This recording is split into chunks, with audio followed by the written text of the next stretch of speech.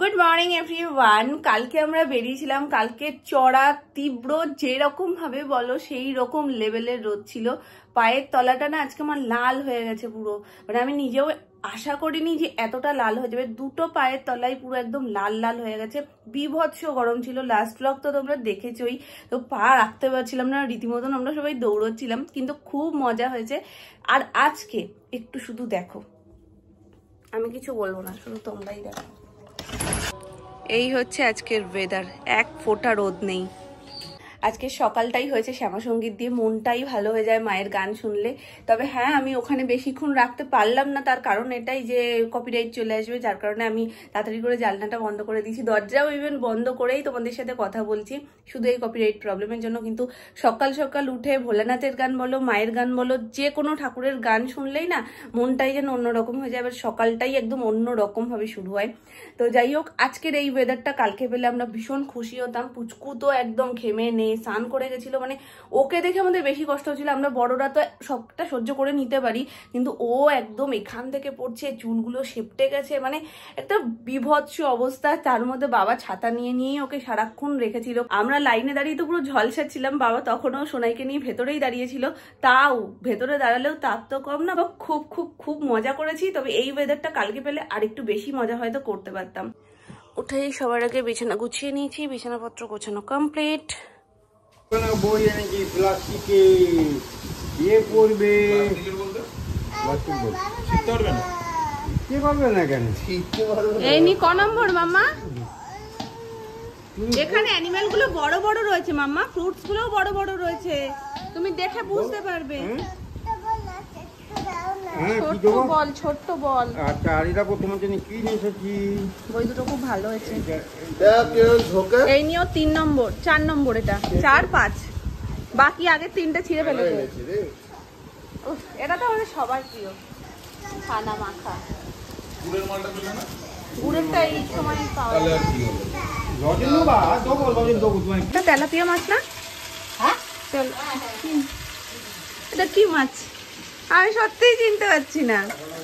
দেখো তেলাপিয়া মতন লাগছে। কি মাছ? হ্যাঁ, এত বড় বড়।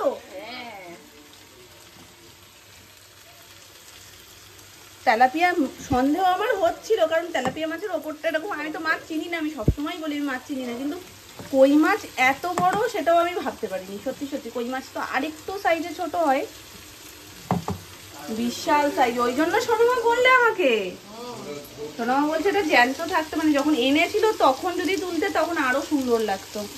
ওই জন্যই এই যে এখানে রয়েছে নারকোল। আসলে কেটে কুটে তো কিছুটা ছোট হয়ে গেছে, তাই ছোট হয়েই আমি বুঝতে পারিনি যে এত বড় বড় কই মাছ। আর যদি সামনে দেখতাম তো আরো বড়ই ছিল। এই যে এখানে হচ্ছে আলু ভাজা, আর কই মাছের জন্য এখানে নারকেলের দুধ লাগবে, যার কারণে নারকেল কোড়ানো রয়েছে বেশ অনেকটাই। ডাল হয়ে গেছে, তরকারি হয়ে গেছে রাতের। মশলা না মা? আর কিছু হচ্ছে নাকি বলে দিয়েছি সব? ডাল, মাছ, তরকারি আর আলু ভাজা। আর ইয়ে দিয়েছি উচ্ছে সিদ্ধ, করলা সিদ্ধ। আজকে কি করবে আমার? তেল কই। তেল কই সুমনের ভীষণ প্রিয়, কিন্তু আমার কই মাছই ভালো লাগে না। কেন আর কার ভালো লাগে? সোনু বলে গেল, হ্যাঁ ভার হয়েছিল কই মাছ দেখে। ওরে সর্বনাশ, অর্ডার পড়ে গেছে। না আমি খাবো, মাছ খাবো খানে। ওই ব্যাপারটা তেল কই করে। ঝোলটা আমারও, ঝোলের কোনো সমস্যা নেই, মাছও আমার ভালো লাগে। মাছ অতিরিক্ত কাটা। মাসি তুমি সেদে সবাইকে খাওয়ানোর চেষ্টা করছো কেন? যত মাছ বেঁচে যাবে ততই ও খাবে, তাই না? যত এক করে খায় একবারে। সোনু বাদ আমি বাদ, তাহলে ওর ভাগে দুটো বেশি পড়বে না। যাই হোক, মামনি আজকে তেল কই করছে। মা তেল কইটা করার সময় কি একটু ডাকবে? তাহলে আমি দেখাবো। এক্ষুনি বসাবে? না বসিয়ে মশলা দিয়ে দিয়েছি, খুব ভালো। তেলের মধ্যে একটুখানি জিরে, তেজপাতা আর শুকনো লঙ্কা ফোড়ন দিয়ে মশলাটা দিয়ে দিয়েছি। জিরের গুঁড়ো, হলুদ গুঁড়ো, লবণ। এখন দেবো এই যে পেঁয়াজ, আদা, টমেটো পেস্ট, এর মধ্যে রসুন। এই মশলাটা একদম কষে আসলে পরে এই নারকেলের এই যে দুধটা সেকটিতে দিয়ে ঢেলে দিয়ে দেবো, সেকটিতে সেকে দিয়ে দেবো। আর কিচ্ছু না। নারকেলটা যখন দেবা তখন আমায় দেখো। মাছের মশলা কষতে কষতে আমার একটা তরমুজ ব্রেক হয়ে গেছে, তরমুজ খেয়ে নিয়েছি সেই ব্রেকে। ওই যে ওই বায়নাটাই করে যাচ্ছে তখন খেলে না তুমি কেন? মশলা কষে গেছে, গন্ধ বেরিয়ে সুন্দর।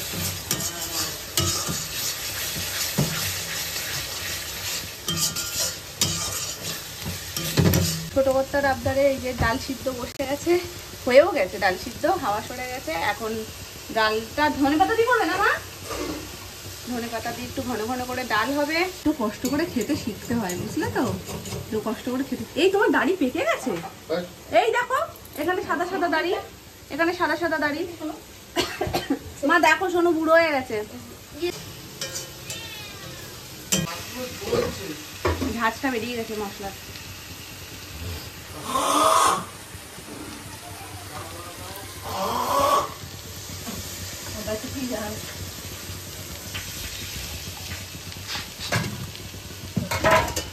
নারকেলটা লাগে না মা? না এটা দিলে তো জানো এইসব নারকেলের দুধ লাগে দিলে। এইতে এই লাগে না। নারকেলের দুধ কি দিয়ে তৈরি হয় তুমি বলো সেটা? ওই জানো। যে নিজে জানে না গড়, সে অন্যকে জ্ঞান দেওয়ার দরকার নেই। আবার জল দিয়ে ছেঁকে দেবো। নারকেলটা তো কি হবে? ফেলে দেবো। তাহলে সেই প্রশ্নটাই তো আমি করলাম। হ্যাঁ, সেই প্রশ্নটাই তো আমি করলাম, নারকেলটা কি করবা? মা দেখো একটু, দেখো দেখো, করো করো করো, আবার করো।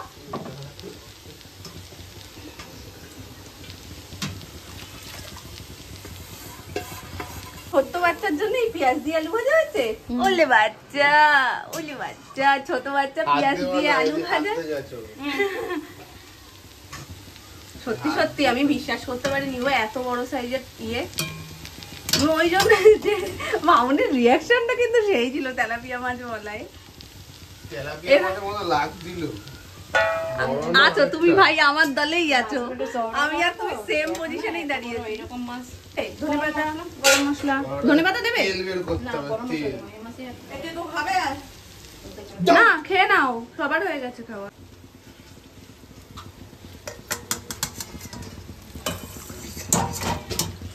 প্রপার কালারটা এসেছে, সাদা সাদা লাল লাল।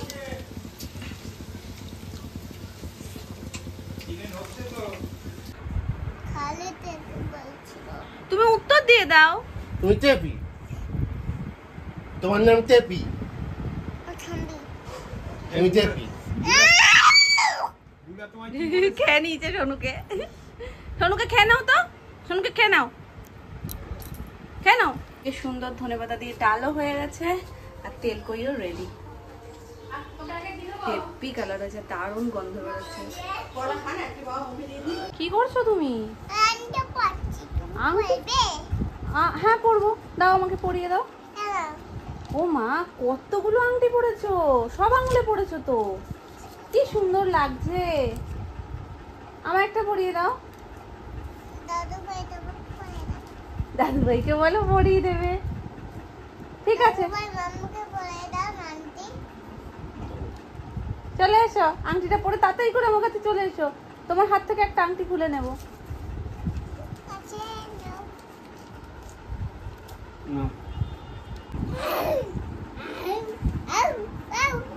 হাত দাও, হাতটা রাখো দেখি, একটু রাখো, সুন্দর করে রাখো, সুন্দর করে রাখো, সুন্দর করে রাখো। দিদির মা।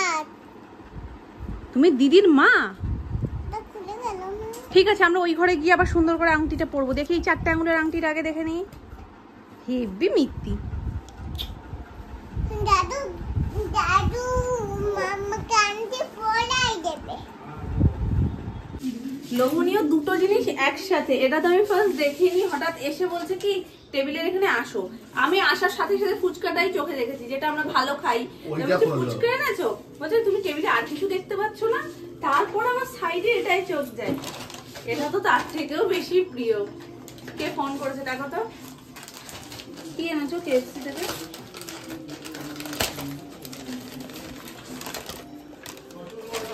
ধর ফোনটা।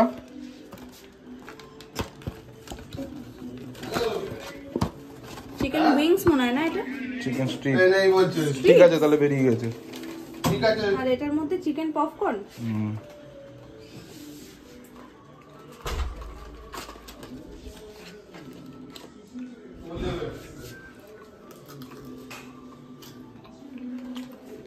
কি এটা পপকর্ন?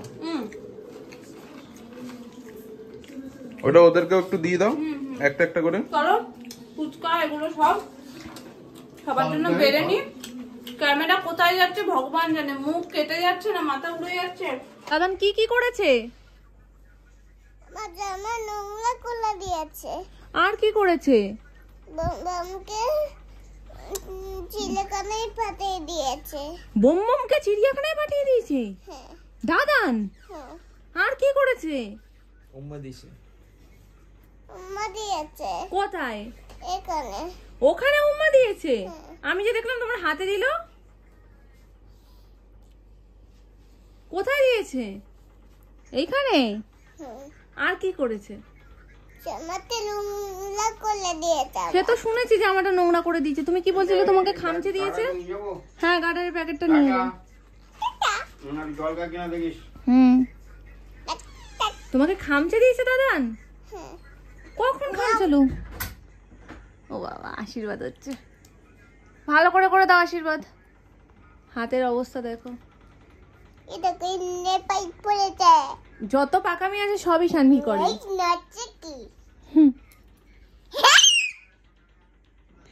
এবার দাদান বলুক, আর শানভি আমার মাথায় হাত দিয়ে দিয়েছে, শানভি আমার মাথা ঘুরিয়ে দিয়েছে। চুলকি দাও, চুলকি দাও। চুপকে দাও। ওলে বাবালে ওলে বাবালে ওলে বাবালে, চুপকে দাও চুপকে দাও, মাথা দিয়ে চুপকে দাও। তোমার চুল নেই, আমার চুল আছে। কি মজা হলো।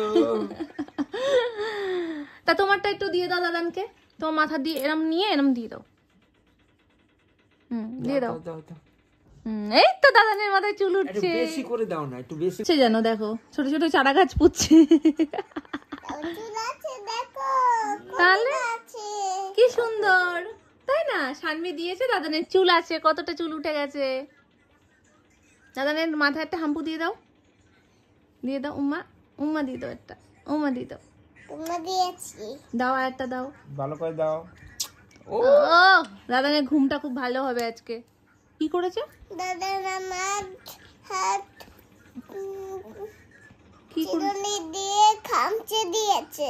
চিরুনি দিয়ে খামচে দিয়েছে? তরমুজটা কে দেয়? বলো, তরমুজটা কে দেয়? সেটা তো তোমার কর্তব্য, কিন্তু তুমি তাই বলে আমাকে খামচে দিতে পারো? হ্যাঁ তো ভাবি। খামচে দে দাদা। দাদান খামচে দিয়েছে সেটা পরে সে বিচার হচ্ছে, কিন্তু বলো তরমুজটা তো তোমার দেওয়া কর্তব্য, সেটা তো তুমি দেবেই। দেবেই। হ্যাঁ হ্যাঁ তো, হ্যাঁ তো, তাহলে আবার বলছো কেন? আবার বলছো কেন? হ্যাঁ তো। ও খুব ব্যথা পেয়েছে, এতই জোরে দিয়েছে সোনাকে যে সোনার মাম্মার হাতে খামচানোর দাগ